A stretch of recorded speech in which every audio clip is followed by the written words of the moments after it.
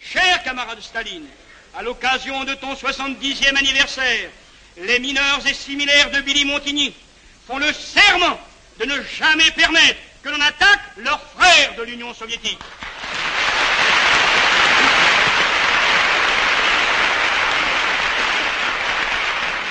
Gloire et longue vie aux chefs du prolétariat international, aux dirigeants de la révolution socialiste, aux libérateurs des peuples, aux premiers des combattants de la liberté et de la paix.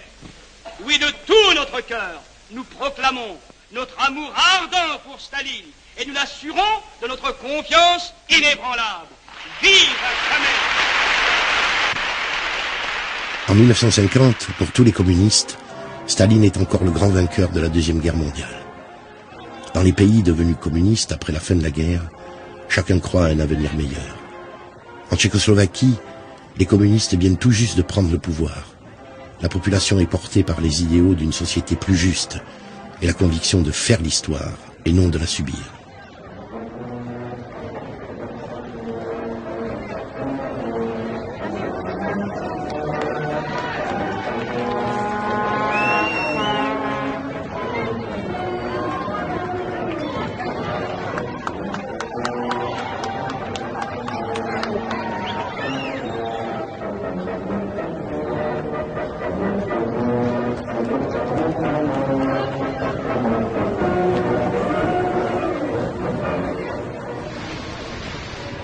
« 1949, c'est l'époque d'un parti communiste français qui recueille des millions de suffrages et compte plus de 100 députés à l'Assemblée nationale.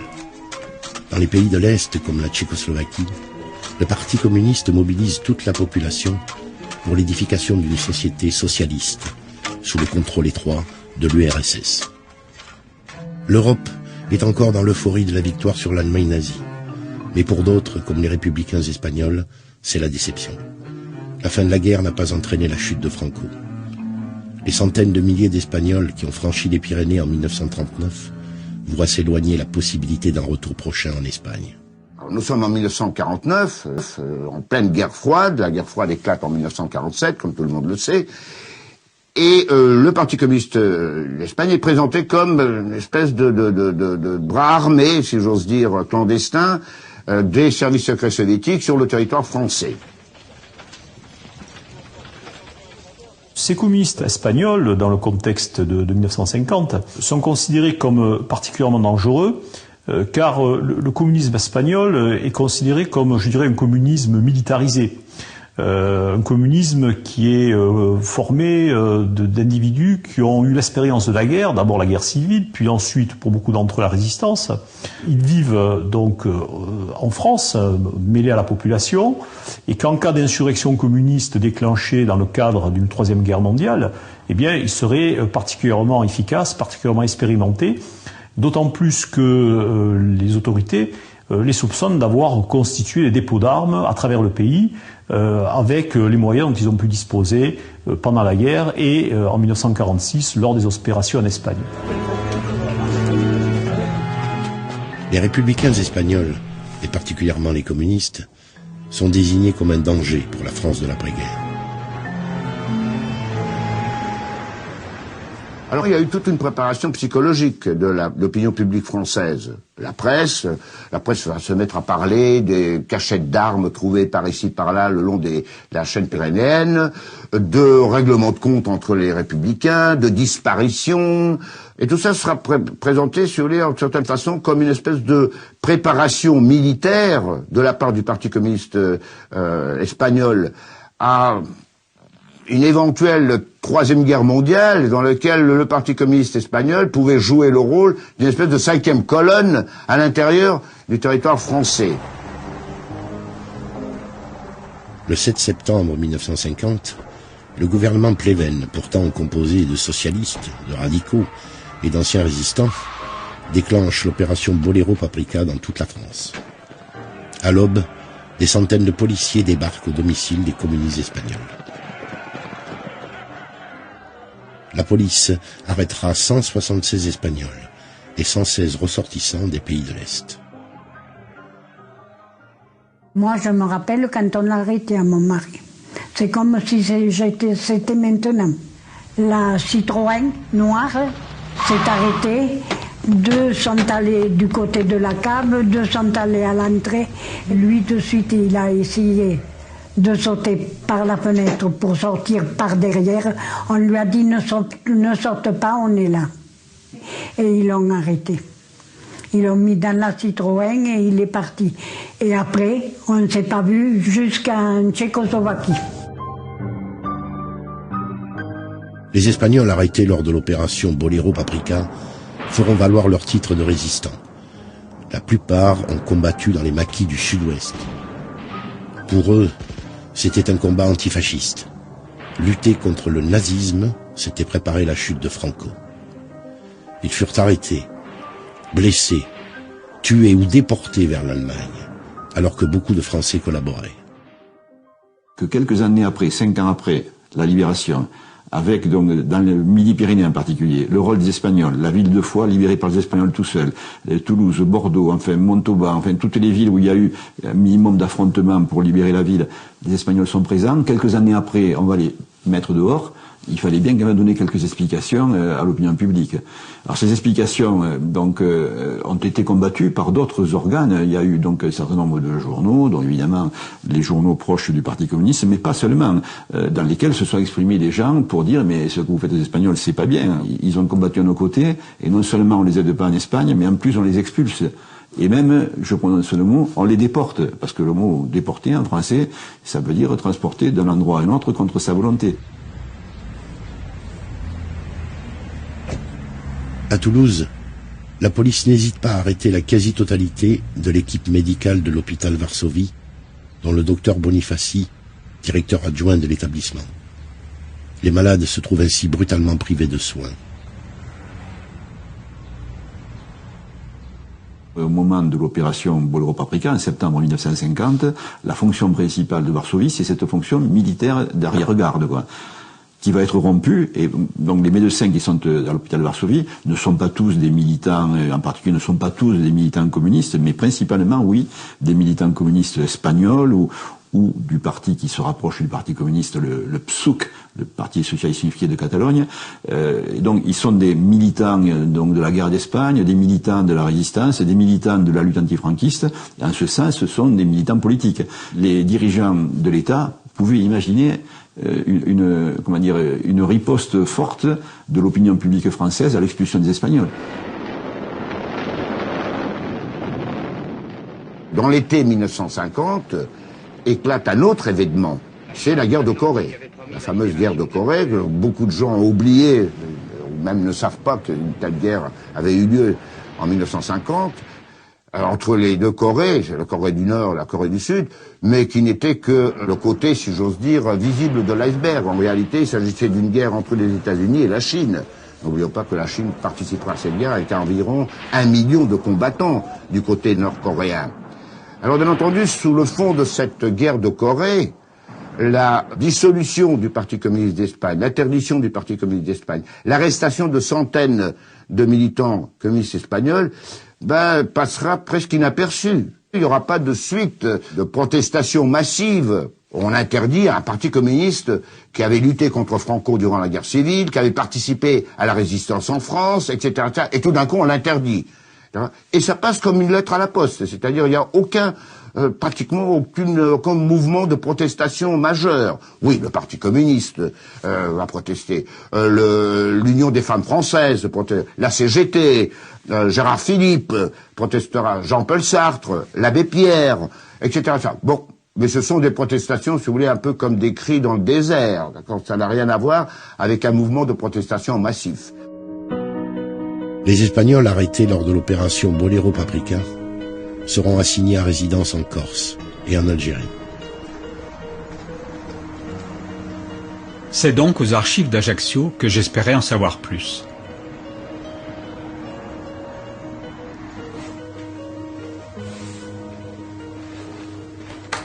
J'avais devant moi 4 gros cartons qui se révélèrent une vraie mine de renseignements sur des faits qui remontaient à plus de 60 ans et qui concernaient le séjour des Espagnols en Corse. Dossiers individuels, lettres manuscrites, courriers officiels, rapports de police. Sur ces vieux papiers manuscrits ou dactylographiés, je pouvais reconstituer l'histoire et le destin de ces dizaines d'Espagnols en résidence surveillée dans l'île. C'est d'abord l'intitulé de l'opération qui m'avait intrigué. Boléro Paprika.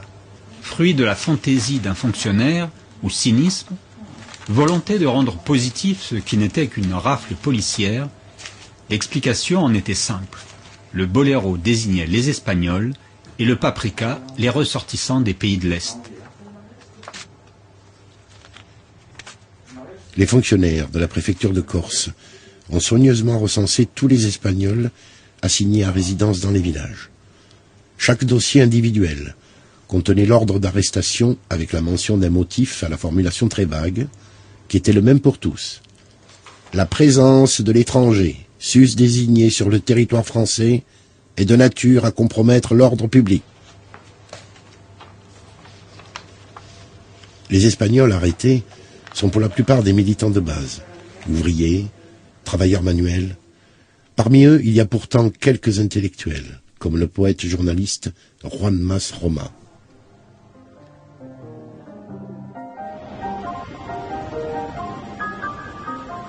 Plus de 60 Espagnols arrêtés lors de l'opération Boléro Paprika seront assignés à résidence dans les villages corses de l'intérieur.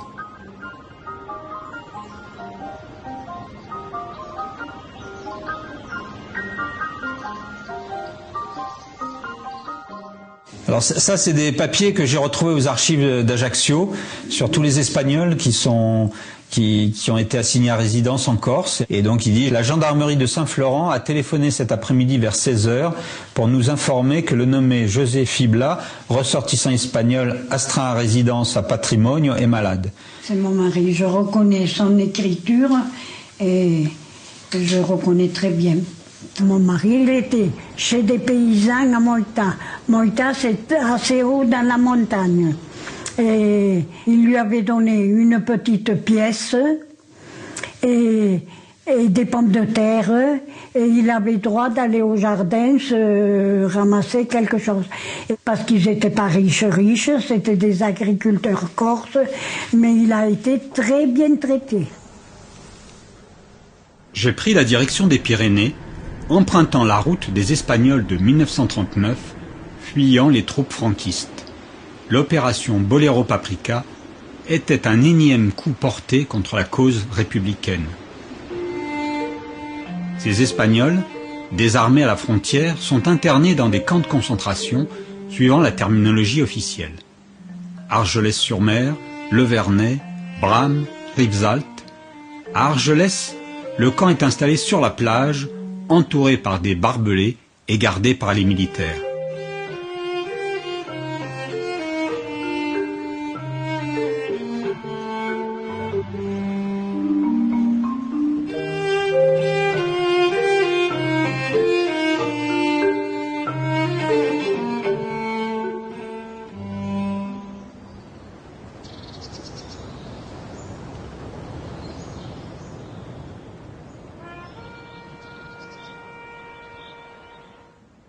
Les associations de guerrilleros espagnols, du Gard et de l'Hérault, commémorent chaque année le souvenir de leurs camarades tombés dans les maquis sévenols.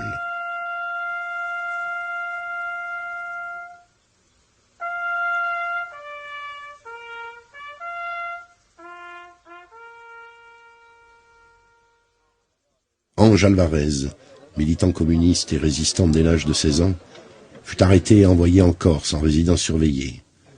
Il débarque à Ajaccio avec sa femme Carmen. Quand je suis arrivé à Ajaccio, j'avais 2 flics qui m'attendaient et ils m'ont emmené au poste de police. Ils m'ont fait signer mon arrivée au poste de police. Et puis après, là, on se promenait avec Carmen parce qu'on n'avait pas ni des sous, ni de logement, ni rien du tout. Et j'ai vu Poletti qui a réglé les machines de la circulation au boulevard. Au cours Napoléon. Et alors, Paulette, il parlait, on se connaissait dans la résistance, et alors il m'a embrassé, tout ça, là. Puis il m'a dit, qu'est-ce qui t'arrive? J'ai dit ça et ça. Alors il m'a dit, tu vas aller chez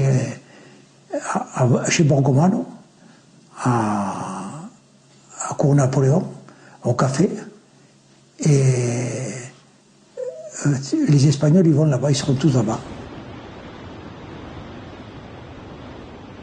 Dans l'île, c'est la gendarmerie qui est chargée de contrôler chaque jour la présence des Espagnols. En outre, les policiers des renseignements généraux rendent compte au préfet de l'état d'esprit de la population et des mouvements de soutien qui peuvent se manifester ici ou là.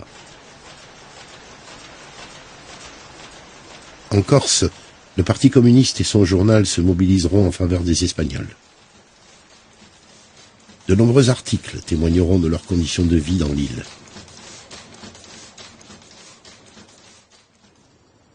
Arthur Giovoni, héros de la résistance et député communiste, fera une déclaration à l'Assemblée nationale.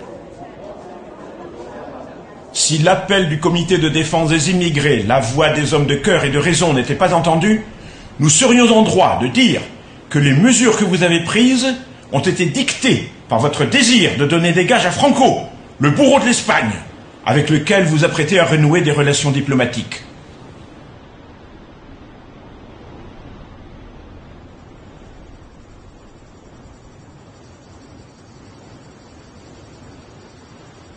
Rien n'a été prévu par les autorités pour le séjour des Espagnols en résidence surveillée. La préfecture leur indique seulement le village où ils doivent se rendre et ont l'obligation de pointer tous les jours à la gendarmerie. À Montifao, les Espagnols travaillent comme bûcherons pour un exploitant forestier. Les ponts et chaussées en emploient quelques-uns temporairement pour travailler sur les routes. Les autres cherchent de petits travaux auprès de particuliers pour arracher les pommes de terre, les oignons ou ramasser les châtaignes suivant la saison.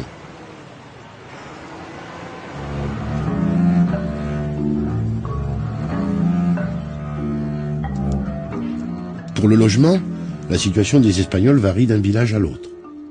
Parfois, c'est une simple pièce mise à leur disposition gratuitement. D'autres fois, c'est une location à un particulier.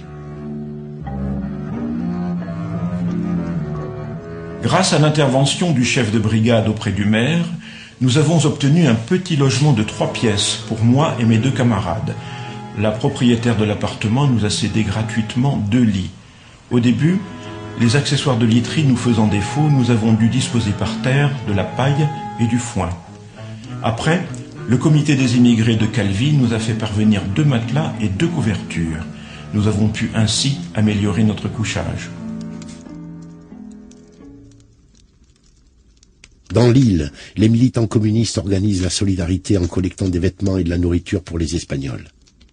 La solidarité joue aussi depuis le continent. 3 républicains espagnols seront en résidence surveillée à Calaguch. Parmi eux, le docteur José Bonifaci, directeur adjoint de l'hôpital Varsovie à Toulouse. Souffrant de problèmes de santé, il est inapte au travail sur les routes.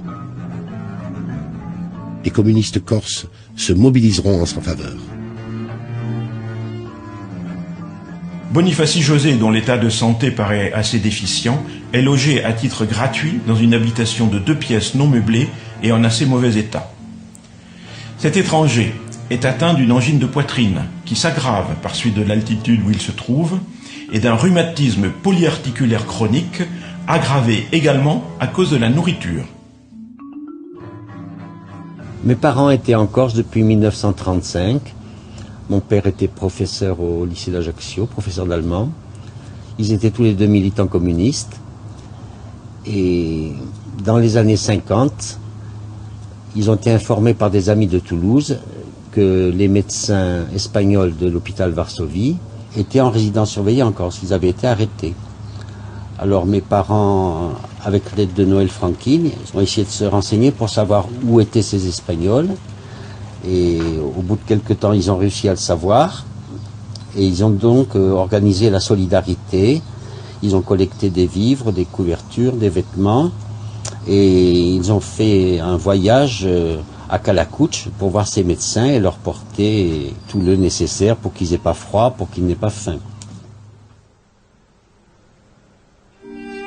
Le docteur Boniface m'avait semblé la personnalité la plus marquante parmi les Espagnols déportés en Corse. J'ai donc pris la route des Pyrénées et franchi le col de Bonaequa. J'étais sur la route qui conduit en Catalogne et vers Limiane, le village d'où est originaire le docteur José Boniface. Loin d'être un simple médecin de village, comme je m'y attendais, José Boniface était en fait issu d'une grande famille de propriétaires terriens de la région qui comptait plusieurs générations de médecins. Malgré ses origines bourgeoises, José Boniface avait rejoint très tôt les rangs républicains. Plus âgé que les autres Espagnols déportés en Corse, c'était un membre dirigeant du Parti socialiste de Catalogne. Bien que responsable politique, c'était avant tout un médecin et un scientifique.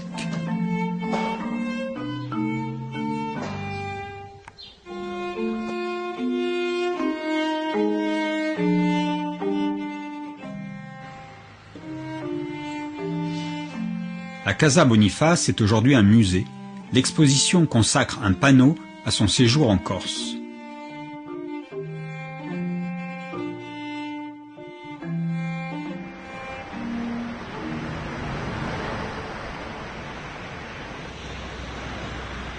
Les républicains espagnols ne sont pas les premiers contraints à séjourner en Corse pour des raisons politiques. L'insularité et la mer ont semblé depuis longtemps aux différents gouvernements un obstacle aussi dissuasif que les murs d'une prison ou les barbelés. La Corse, à travers les siècles, a été un lieu de déportation. Mais bien que lieu de déportation est un terme qui n'est pas complètement approprié, parce que la notion de déportation, elle s'appuie sur quelque chose de juridique, tandis qu'en Corse, on envoyait des gens, pas toujours avec des bases légales. Il y a eu bien des lois qui ont traité de la déportation, mais la Corse n'a jamais été citée dans ces lois. Par contre, il y a eu à de nombreuses reprises, des gens ont été envoyés en Corse au titre de la déportation. Ils ont été transportés, on les enlevait de l'endroit et on les amenait à un autre. Le village de Tavera comptait un maquis communiste très actif pendant la guerre. Aussi, Ambroise Franchini et son frère Noël, médecin à Ajaccio, tous deux militants engagés, se sont employés à faire venir le docteur Bonifaci au village. Ambroise Franchini écrira au préfet en s'engageant à mettre sa maison du Vicola à la disposition des Espagnols. Le préfet autorisera finalement leur transfert. Le docteur Bonifaci et son collègue Félix Bermero feront le voyage de Calaguch à Tavera, accompagnés par 2 gendarmes. Vous êtes devant la maison où ont été logés les 2 médecins espagnols réfugiés. Cette maison appartient à la famille Franquin. Elle était à mon grand-père, le père du docteur Franquin. Et au début, c'était le bar de mon grand-père. Alors les médecins espagnols sont restés là quelques mois. Moi j'étais petite, je ne me rappelle pas combien de temps. Mais ils sont restés, tous les habitants leur apportaient à manger, des vêtements, enfin, tout le monde les a aidés. Le docteur Bonifaci et son collègue Bermero, installés maintenant à Tavera, bénéficient de bien meilleures conditions de vie que les autres Espagnols habitant les villages de l'intérieur. Leur seule contrainte est de pointer chaque jour à la gendarmerie. Leur séjour à Tavera n'a duré que quelques mois, mais certains habitants s'en souviennent. Il s'est avéré que j'ai attrapé une mauvaise bronchite. Ma mère l'avait eue avant, et au moment où j'ai été très malade, ils étaient au village. Donc le docteur Franquin est venu avec eux, ils m'ont ausculté, ils ont discuté. Est-ce qu'ils parlaient français ou espagnol? Je ne peux pas vous le dire, je ne me souviens pas, mais ils ont bien dit elle a une mauvaise bronchite. On m'a fait une piqûre, je crois que c'est le docteur Franquin qui m'a fait une piqûre. Ils sont partis. Le lendemain, ils sont revenus me voir, ils m'ont ausculté encore, j'allais mieux, la fièvre était tombée, mais je ne me rappelle pas s'ils m'ont refait une autre piqûre ou ils s'en fait qu'une visite de courtoisie. Et ma mère qui les a remerciés, elle a dû leur faire des gâteaux parce qu'elle faisait beaucoup de pâtisseries. Bon, on n'avait pas grand-chose aussi pour remercier. Et puis après, je ne les ai plus vus.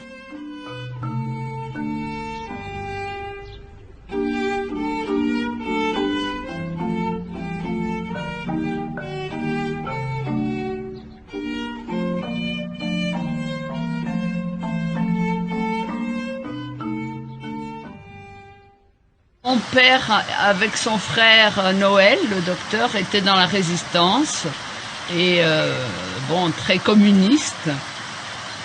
Ils ont fait la résistance tout le temps de la guerre. Après, mon oncle, le médecin, s'était installé à Ajaccio et mon père est resté ici au village. Il avait l'épicerie de mon grand-père. C'est pour ça que moi, tous les jours, quand il y avait les Espagnols ici, je venais avec papa les voir. Ils nous donnaient des fraises avec du lait, des fraises des bois. Ils étaient très sympas, on les aimait beaucoup.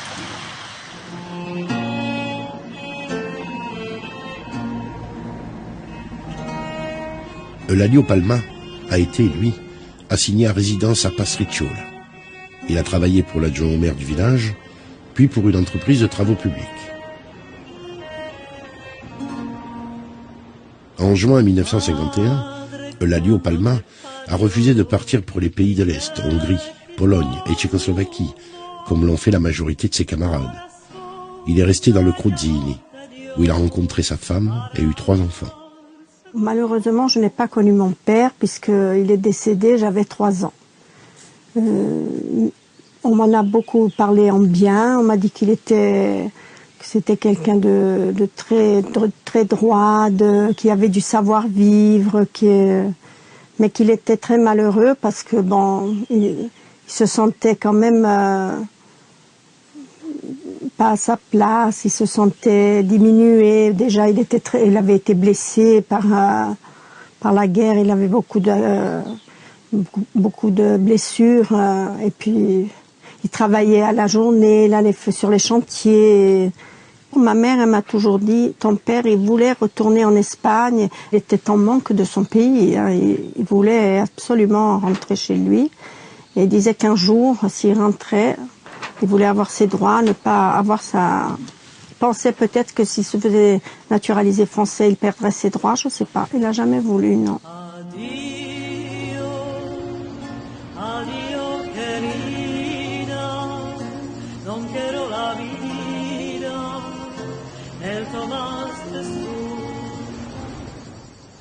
Il y avait un petit racisme, on disait les spagnolacci, et nous on se demandait mais qu'est-ce que ça veut dire? Pourquoi on est comme tout le monde, on est des enfants, et puis on nous dit spagnolacci, on savait pas trop ce que ça voulait dire. Puis après on savait bien, on disait oui, ton père c'est un Espagnol, il vole les poules, c'était je sais pas, on se sentait un petit peu rejeté, quoi.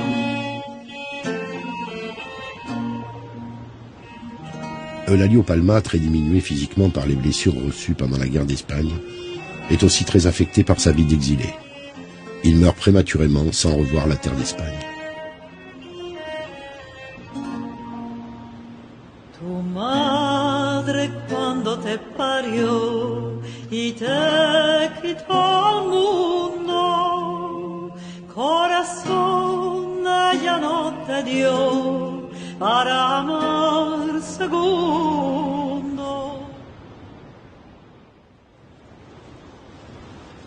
Maître Brandon, membre du comité français de défense des immigrés, viendra en Corse pour évaluer la situation. À son retour à Paris, il fera plusieurs conférences pour alerter l'opinion publique sur les conditions de vie des Espagnols. Suite à son intervention, le journal Le Figaro enverra un journaliste en Corse qui répondra à Maître Brandon par un article au titre très polémique. « Je reviens de Corse, où il n'existe pour les Espagnols expulsés ni concentration, ni camp, ni mort lente ou accélérée. La polémique prendra de l'ampleur, et la police surveillera de près les contacts entre les journalistes et les républicains espagnols. Dès leur arrivée en Corse en septembre 1950, le préfet avait proposé aux Espagnols de partir dans les pays de l'Est, Pologne, Hongrie, Tchécoslovaquie, tous ces pays communistes étant prêts à les accueillir, ce qu'ils avaient tous refusé, espérant rejoindre rapidement leur famille. Refusé. Dire aux autorités françaises, vous nous avez arrêtés, maintenant débrouillez-vous. Faites avec nous ce que vous voulez. Si vous voulez nous juger, jugez-nous. Pourquoi? On se demande, d'accord, quels sont les chefs d'accusation. Point, c'est tout. C'était la consigne. Et il faut dire que la totalité de ces militants arrêtés, envoyés en Corse, en Algérie, etc., vont suivre la consigne. C'est-à-dire, on ne demande pas d'asile, parce que les autorités françaises leur disent, demandez l'asile, etc., vous avez le droit de demander l'asile dans un autre pays, nous on n'en veut pas. Mais bon, les conditions de vie étant ce qu'elles étaient, le temps dure, les autorités françaises ne libèrent pas ces gens-là, ils sont assignés à résidence, ils sont obligés de pointer, etc., etc. Beaucoup d'entre eux vivent dans des conditions lamentables. On parlait de Dr Boniface, obligé de manier la pioche et la pelle là dans les chemins de Corse à son âge, et avec ses problèmes de santé, enfin soyons sérieux, et comme lui d'autres. Alors à ce moment-là, la direction du Parti communiste d'Espagne change de position et disent ah ben non, là il faut les accueillir il faut les faire sortir de là. Le souhait du gouvernement est bien de se débarrasser de ces communistes espagnols, mais la consigne donnée au préfet est claire. Leur départ doit être volontaire. Chacun devra donc écrire une lettre indiquant le pays communiste choisi. C'est ce que fera José Corominas. Je déclare nulle et sans valeur la déclaration souscrite à la gendarmerie de Tiamanach par laquelle je demandais de rester en France et accepte l'offre d'asile faite par le gouvernement de la République démocratique populaire de Tchécoslovaquie.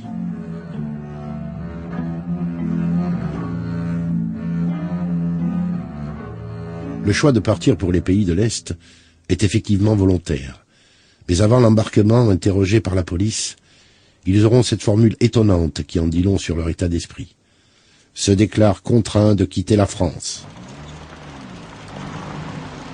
Le départ s'est fait devant la gendarmerie qui était en bas du village, dans un car. Voilà, on y était tous, on les a tous accompagnés avec des fleurs, avec des paquets. Et quand ils sont partis, je pense que des gens pleuraient.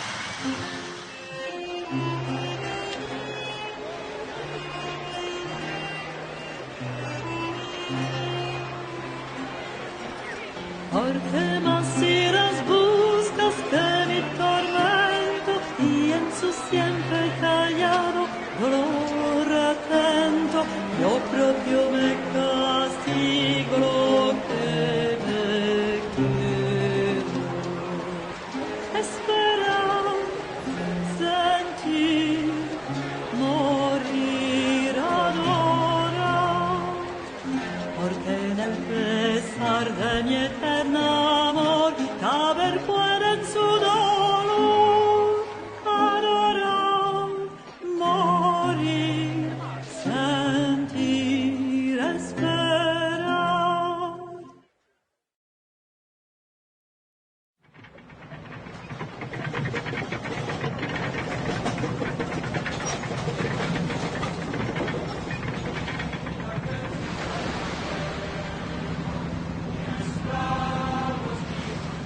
Le 21 juin 1951, deux navires polonais, le Tchèque et le Piast, repartiront d'Ajaccio avec une soixantaine d'Espagnols à bord.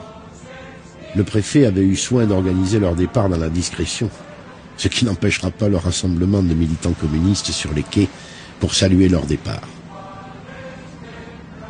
Le navire a appareillé aux accents de l'Internationale, chant repris à bord par les républicains espagnols.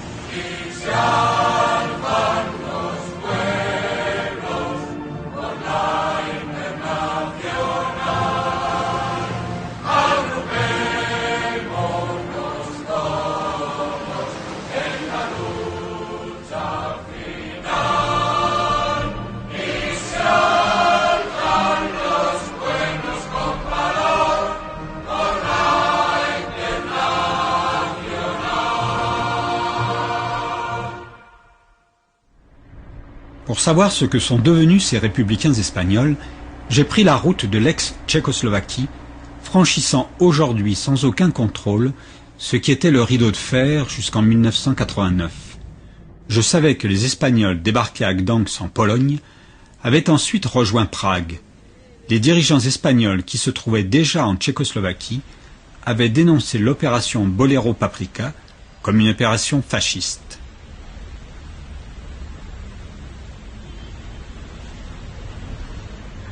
Il y avait déjà un noyau d'hommes politiques, je répète, Cordón, Modesto, membres du comité central, plus de militaires, ex-conseillers militaires auprès de Tito, et aussi des Espagnols travaillant dans les organismes internationaux, c'est-à-dire les syndicats, l'Organisation mondiale des syndicats, l'Organisation des femmes démocratiques, l'Organisation des jeunesses démocratiques du monde, etc., etc. Le docteur Boniface Sebon, je l'ai connu à Prague, en 1951, quand il avait été libéré de Corse, où il avait été interné suite à l'opération Bolero Paprika. Et là, la rencontre entre mon père et Boniface fut très émotive, très chaleureuse. Bien entendu, le docteur Boniface nous a raconté son périple corse, qui s'est avéré ne pas être une partie de plaisir, ni un séjour dans un club méditerranéen, loin de là. Et immédiatement, Boniface sera affecté comme médecin dans l'hôpital du gouvernement et du comité central du Parti communiste tchèque, c'est-à-dire que c'est là où se soignaient les plus hauts dignitaires du régime. La vie quotidienne n'est pas simple pour les réfugiés espagnols, bien qu'ils aient le sentiment de participer à la construction d'une société socialiste. Le climat, la langue, la bureaucratie omniprésente qui donne son avis sur toutes les démarches ne simplifie pas la vie de tous les jours. À chaque fois, les dirigeants espagnols à Prague centralisent les demandes et les font remonter auprès de la section étrangère du comité central du Parti communiste tchécoslovaque qui a l'œil sur toutes les décisions. Les réfugiés politiques d'Espagne, comme ceux venus d'autres pays, étaient sous le contrôle du Parti communiste tchécoslovaque, car c'est le parti qui leur avait permis leur arrivée, payé leur séjour et tous leurs frais.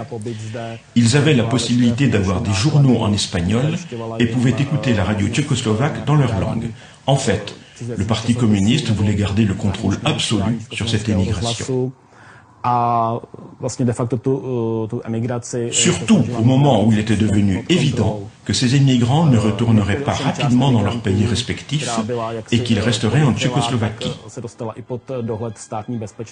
Certains émigrants considérés comme suspects étaient soumis au contrôle de la sécurité d'État. Il s'agissait surtout d'ex-officiers qui avaient séjourné en Yougoslavie et étaient suspects de sympathie pour le régime de Tito, qui était en rupture complète avec l'URSS.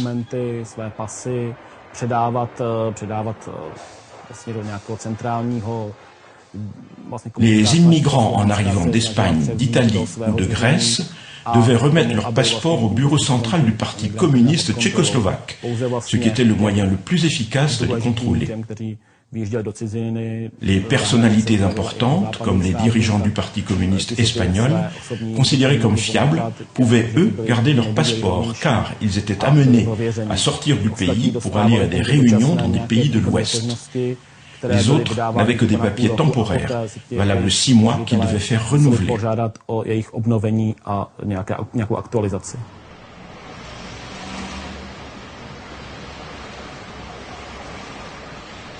Une fois les Espagnols installés en Tchécoslovaquie, la Croix-Rouge organisera le voyage des femmes et des enfants pour que les familles se retrouvent. C'est mon beau-frère qui m'a payé le voyage, parce qu'autrement, je n'aurais pas pu rejoindre Paris. Et à Paris, nous nous sommes trouvés, je crois que nous étions 7 familles. Parce que il y en avait du Gard, de Alès, et de Paris, on nous a mis dans un train pour l'Allemagne. Et en Allemagne, on nous a enlevé le chauffage parce que nous étions dans un wagon, vous savez, reporté. Et là, nous avons fait le voyage en s'arrêtant souvent, jusqu'à la Tchécoslovaquie. Et à la frontière allemande tchèque, nous avons rejoint les Maris.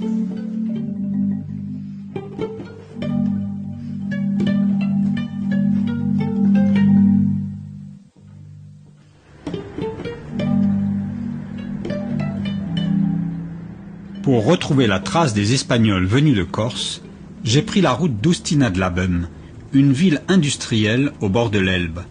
J'avais rendez-vous avec le docteur Kaiser, le directeur des archives de la ville. Die Flüchtlinge, die sind nach Ústí gekommen, deswegen die kamen zuerst nach Prag. In Prag sind sortiert. Les réfugiés sont venus à Ústí nad Labem. Ils sont d'abord arrivés à Prague. Ils ont été séparés en deux groupes. Ceux qui avaient travaillé avant dans l'industrie chimique ou dans une industrie comparable, s'il vous plaît, allez de ce côté.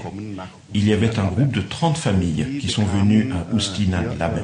Die Arbeitsposten in der chemischen Fabrik und in anderen Betrieben und gleich bekamen auch die Quartiere. Ils ont rapidement trouvé des emplois dans l'industrie chimique ou dans d'autres usines. Et on leur a trouvé tout de suite un logement. Mais le problème, c'est qu'ils n'avaient ni vêtements ni aucun meuble.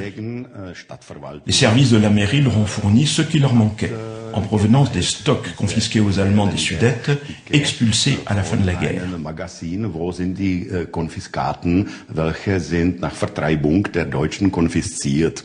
Und wir haben in Dokumenten geschrieben, dass Nous avons retrouvé ici des documents où il est écrit que les camarades espagnols sont tellement pauvres et mal équipés que nous votons pour leur donner gratuitement toute cette marchandise confisquée.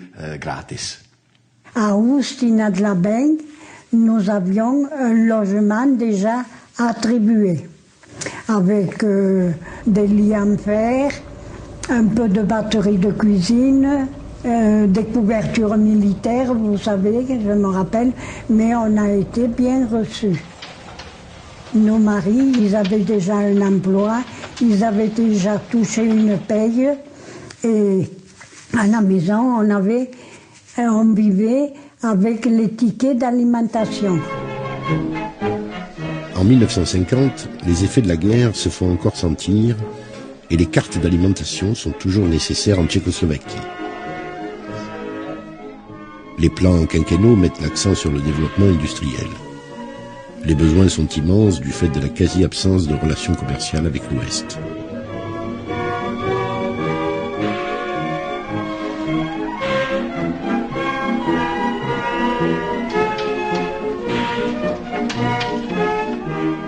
La culture et les manifestations sportives sont le ciment de l'esprit collectif socialiste.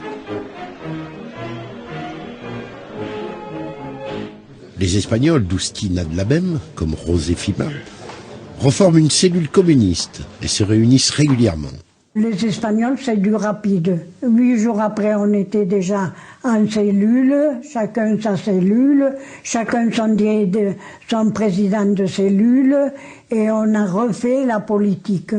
Tout ce que nous savions de France, on le mettait par écrit, on te disait ça, on faisait le travail. On gagnait la journée et après, on faisait de la politique.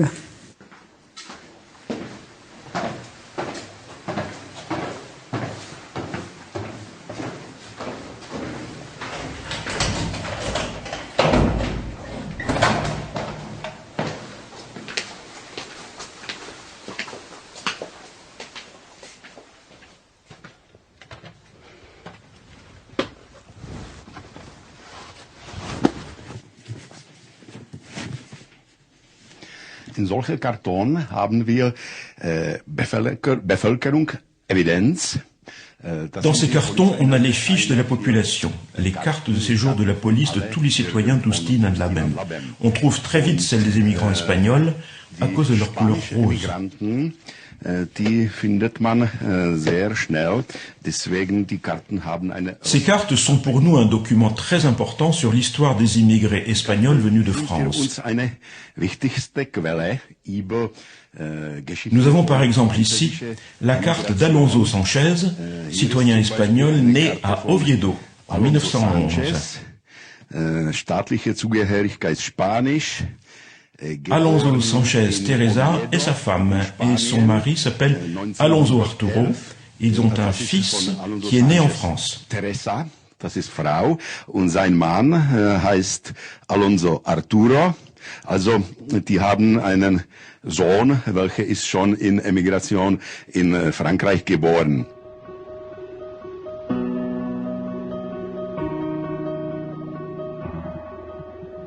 tous les noms mentionnés sur les fiches de la police tchécoslovaque m'étaient familiers.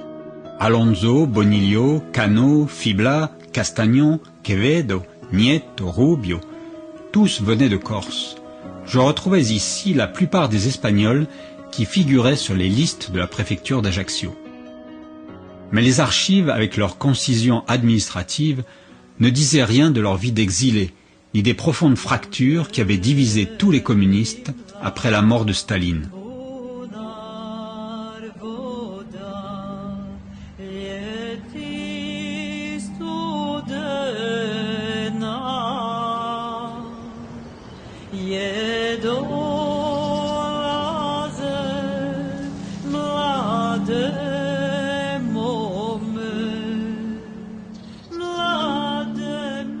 Moi, en Tchécoslovaquie, je ne serais pas repartie. J'y étais très bien. C'était mon ambiance, ma façon d'être. Alors, ça ne m'a pas perturbée. Car certaines, ça les a davantage perturbées. Mais moi, j'étais déjà de la jeunesse communiste quand j'étais au ventre de ma mère. Et alors, vous pensez... Mais le matin, il faut aller boulotter. C'était pas j'ai mal au dos, j'ai mal aux jambes, j'ai une jambe enflée. C'était tout le monde au boulot. Hein. Quand je suis arrivée, j'ai travaillé à l'usine où travaillait mon mari. Mais après, on m'a appris, comme métier, à faire des ampoules.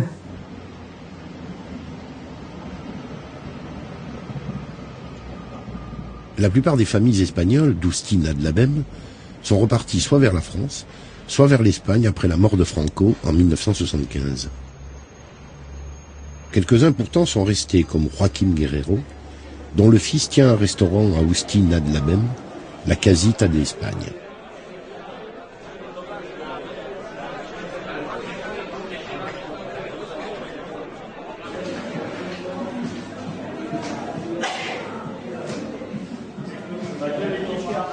Aquí a Usina Labem, pues trabajaba en una fábrica donde se hacía electricidad como mecánico. Ici, en République tchèque, à Ústí nad Labem, mon père travaillait comme électricien dans une usine de mécanique, mais il ne gagnait pas beaucoup d'argent.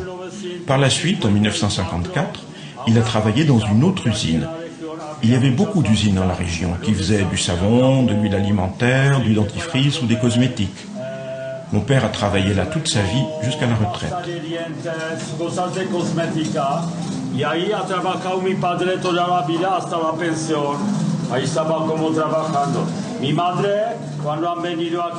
Ma mère travaillait aussi dans une usine textile. Elle avait un problème de cataracte suite à son séjour dans un camp de concentration en France, parce qu'elle avait sûrement manqué de vitamines. Elle avait un oncle qui avait des problèmes de pied et qui avait aussi été sous-alimenté.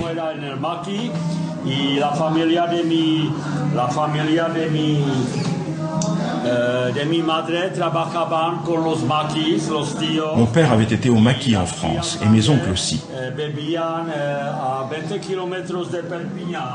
Ils vivaient à 25 km de Perpignan. Ils donnaient des informations sur les Allemands.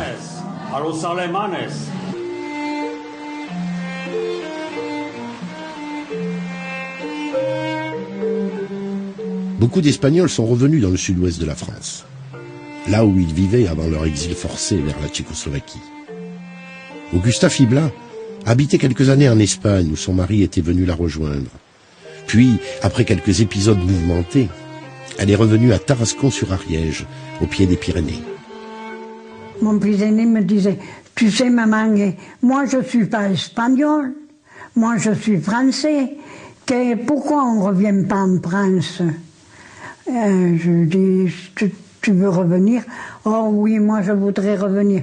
Je dis, mais papa, en France, il est expulsé, il ne pourra pas venir. Alors il m'a dit, mais tu sais ce qu'on fera, maman?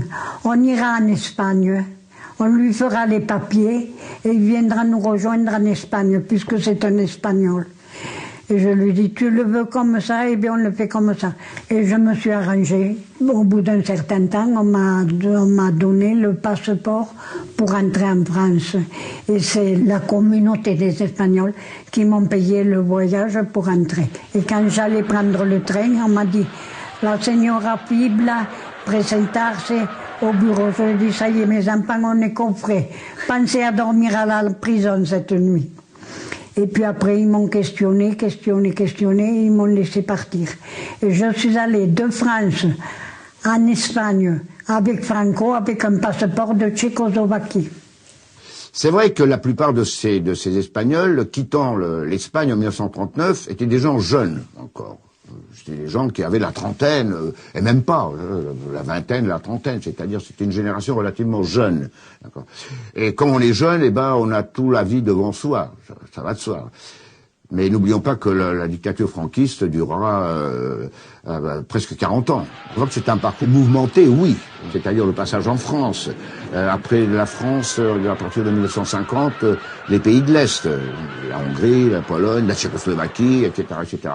Entre nous, les jeunes, on disait, nos parents vivent assis sur les valises, parce qu'ils attendent toujours, ou bien retourner en Espagne, ou bien repartir à une autre migration, encore. C'était une migration derrière une autre. Et pour eux, bien entendu, ce fut quelque chose d'assez dramatique. Donc, premièrement, oui, ils apprendront les langues, mais avec difficulté. Ils vont pas s'adapter, beaucoup d'entre eux. Il y a toujours cette idée de l'Espagne, du climat, du soleil, etc., etc. C'est-à-dire que la patrie attire. C'est pas seulement des problèmes idéologiques et politiques, c'est des problèmes purement humains. Et ça, faut le comprendre. Pour eux, ça a été très difficile, très dur.